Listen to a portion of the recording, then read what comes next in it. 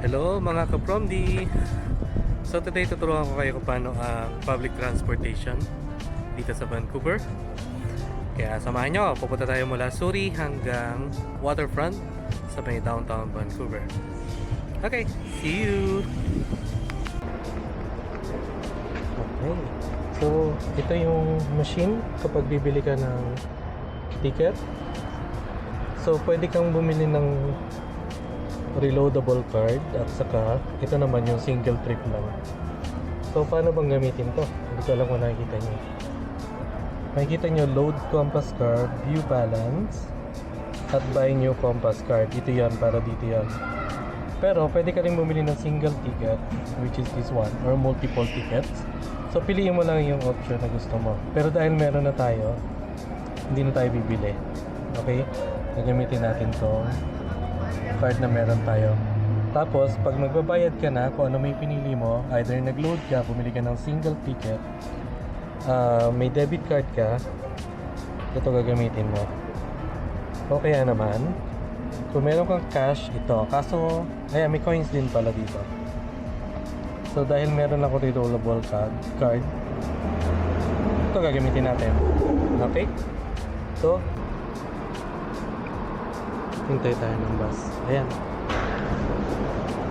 So kapag meron ka namang ganitong pass, one zone, pwede mo na siya itap. Sakay tayo. Bus. Ayan. So ito naman ang gamit ng one zone pass.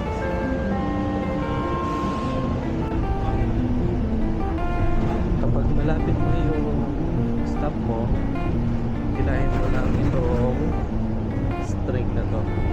Kapag yung stop mo susunod na. So tapos kapag kahila mo yan, makikita mo yung stop sign doon sa screen. And makikita mo na meron nakalagay na stop.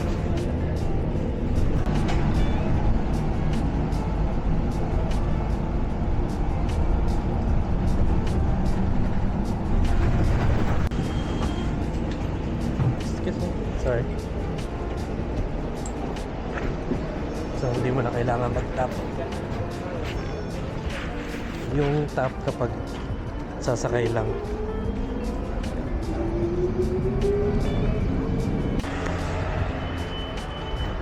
So itatap mo lang yung card. Ito na tayo sa escalator.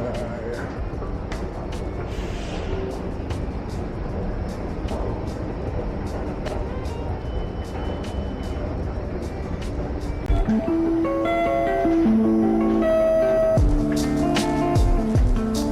makikita mo sa screen kung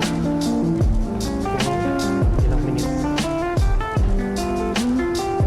na lang yung train.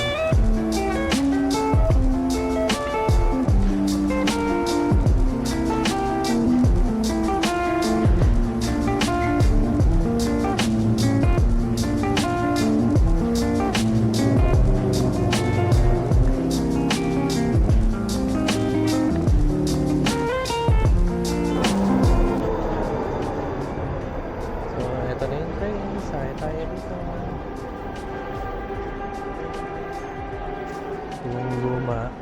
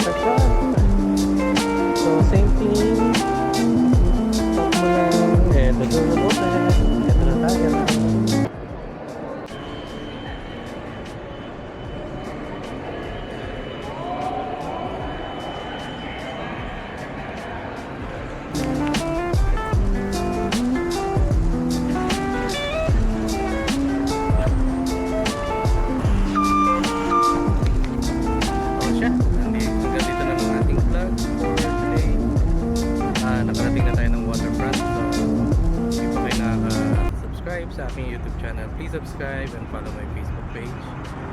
Thank you. Bye!